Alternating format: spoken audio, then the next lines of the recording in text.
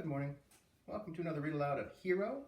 Diego is finally back on his side of the couch, not hogging the whole thing. I'm on my side of the couch, and I am ready to start after a sip of coffee. Oh, yeah. That is good coffee. All right. He waited until Saturday morning, just because it would have been too complicated to pull off on a school day. He and Kate were supposed to stop at the New York Public Library, the big branch, on 42nd Street, for a couple of books they needed for FDR. From there, they were going to a 1 o'clock Knicks game because Uncle John had scored them some prime tickets. It would be the first Knicks game for him since his dad had died. Zach and Kate planned to take the Lexington Avenue subway down to the library and then just walk the rest of the way to the garden. After the game, they were going to stop at the ESPN zone in Times Square, have a soda, maybe go to the third floor, and play some games. I know. It was when they were about to walk down the steps at the 68th Street station, the Hunter College stop, that Zach told her, having waited as long as he could. "I need a favor," he said. "It's a big one. Gigundo, in fact." "You got it," Kate said.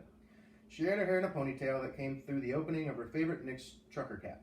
He knew she was wearing her David Lee number 42 jersey under her parka. You might not want to say that when you know what the favor is. Don't have to know. "Okay then, I need you to cover for me," he said. "I'm not going downtown with you. I'm going to take the jitney out to Montauk."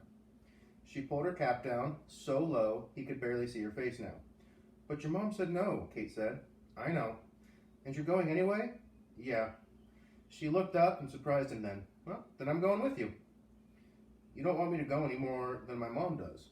But if you're going, and I can see you're fixed on going, or you wouldn't have given me hardly any time to talk you out of this, then I'm not letting you go alone." "Thank you," Zach said, "but no." "Well, why not?" "Because the more I've thought about it, I'm almost glad Mom said no, because this is something I need to do alone," he said. "So just cover for me, please." "Please, Katie?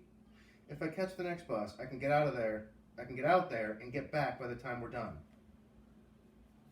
Or due home." She shook her head.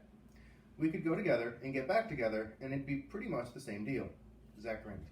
"I know you can out-debate me on stuff, most stuff. Just don't out-debate me on this today, okay? What if you get back late? Then what do I tell your mom?" "You're Kate the Great," he said. "You'll think of something." Hey, stop licking the couch. It's gross. It's gross, buddy. She said, "You don't have to do this even though you think you do. You can call it off right now and we can get the train." "Nah," he said. "I do have to do it, but I can't without your help. Just because I don't agree with you doesn't mean I'm not with you." She pulled her cell out of the side pocket of her parka and held it up, like she was trying to sell it to him. "4 bars fully charged," she said. "I want calls or texts throughout the day. You don't make a move out there without me knowing about it. Understood?" He nodded. "I know better than to cross you," he said. "It's worse than crossing Jack Bauer." "Get on the bus," she said. And he did. And there's a pause in the story. Interesting that he's going to go out there and Kate is going to cover for him. There was hardly any traffic going out on Saturday morning, and the jitney was only half full, which made it seem even more quiet than usual. People were sleeping or reading or listening on their iPods. Zach had the longest trip, all the way to Montauk, about 3 hours out with no bad traffic. It meant a 6-hour round trip, plenty of time for him to get back to the city, meet up with Kate, be home for dinner the way that they promised. In the past, he'd sometimes fallen asleep on the jitney, but today he was too wired, wanting the driver to go faster, wanting to be out of there right now. He looked out the window once they were on the Long Island Expressway, watched the exit signs go by way too slowly. Douglaston, Great Neck, Melville, Cummock, Port Jefferson, Yoffink. When the bus got off at exit 70, Zach knew it was just about an hour from there to the last stop in Montauk. "Hey, we're on TV. That's gross. What's up with your tongue?" They made their way on Route 27, all the towns Zach knew by heart, all the stops before Portugal. East Hampton finally gave way to Amagansett. I don't know. I probably butchered most of these street names and towns. He was close now, feeling it without having to look at any signs. He had brought money with him. When he got into Montauk, he called the number of the taxi service he'd looked up the night before, knowing the crash site was too far for him to walk. When the driver showed up a few minutes later, Zach gave him the address. The driver said, "There's nothing out there but water and sky, kid." "There's some other stuff," Zach said. "It's your dollar, but I don't feel right leaving a kid out in the middle of nowhere by himself." "Do you have a card with your number on it?" Zach said. "I'll call you when I'm ready to come back to town." The driver handed him a card. "Your parents know where you are?" "Oh yeah," Zach said. "And I'm from here." "Oh, and I'm from here." As if that explained everything to the guy, like being a local was the same thing as having a signed permission slip. As they drove away from town, Zach started to have the same strange feeling he'd had since he'd gotten up in the morning, even before he was on the bus. The feeling that he was supposed to be doing this, supposed to be here. Or maybe this was just one more way for Zach to test himself. By the time the taxi pulled over to the side of the road, near the field where the plane had gone down, between the bay and the ocean, it really did look like Land's End.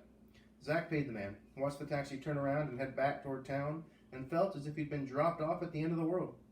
He texted Kate, "I'm here." As he was crossing the narrow road, you hear something? All right, defensive Diego on the prowl. "Keep me safe, buddy." As he was crossing the narrow road, her reply came back so quickly, it was as if she was returning one of his shots in tennis. "Be careful."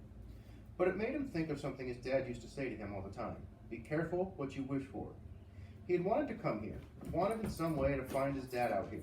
Only now that he was here, he felt more alone than ever. Small under the big sky you always saw when you got too close to the ocean. There wasn't a house or a building in sight. He made his way through some tall grass and into the field, noticing some yellow police tape that had been left behind, like trash. It was like a sign that he was getting close to the place where the plane had fallen out of the sky, for reasons nobody had ever explained. Look to the sky, his dad used to tell Zach when he was little, and wondering what he would be when he grew up. Look to the sky. Well, the sky was empty now. The sky had betrayed him. It took maybe 100 yards more, and then he was there. In just about every news story Zach had read about the crash of Tom Harriman's plane, they had talked about the scorched earth the first responders had found. Finally, he could see with his own eyes what they meant. Around the hole in the ground where the nose of the plane must have hit, it looked as if someone had set fire to the field. And all around, Zach could see other reminders of what the day must have been like. Tire tracks in the mud that the police cars and emergency vehicles had left, more burnt, trampled grass. Zach Harriman knew how much his dad loved flying, knew how much pride he took in it. He had been almost cocky about his ability to pilot a plane, talking about how he welcomed bad weather because that was a real flying. When the pilot had landed the U.S. Airway flight on the Hudson River, Tom Harriman and Zach had watched the highlights all day and all night, and at one point his dad had said, "I'm jealous." "Jealous?" Zach said. "Yeah," his dad said. "That Sully got to make that landing instead of me." Zach walked a big circle around what Kate had said wasn't a crash site anymore, but was. Not knowing what he was looking for, still wanting answers, looking around and realizing there was no one around here to give him any. He noticed that even though it was early afternoon, the sky had grown dark, as if a storm might be on its way from the ocean.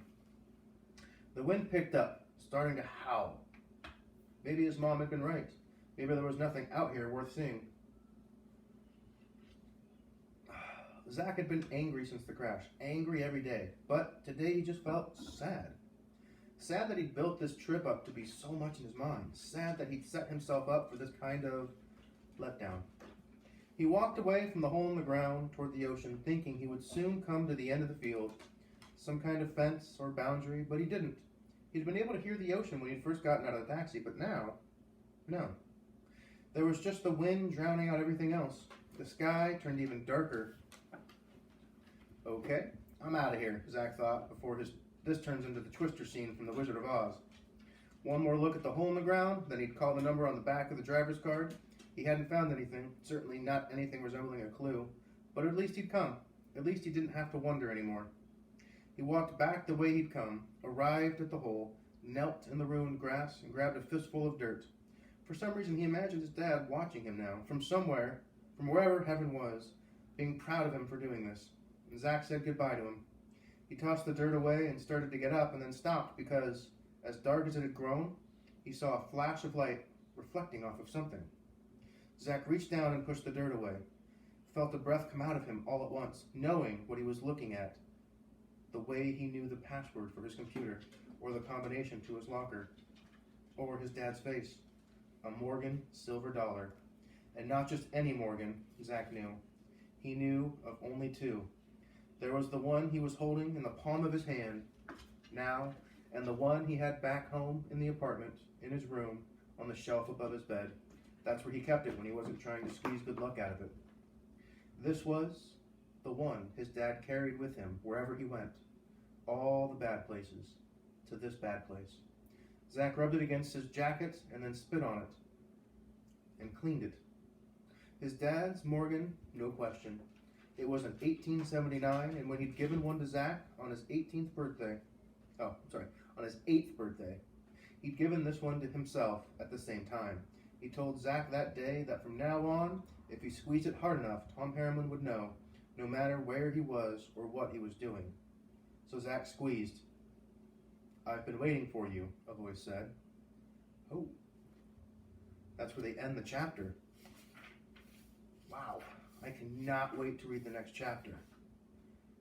Oh man, and it's not even that long. Maybe tomorrow we'll read a couple of chapters. Maybe we'll read a few chapters. This story's really starting to get good. But I'm going to leave us right here on that note, knowing that you're wanting to see what happens next, but we have to wait.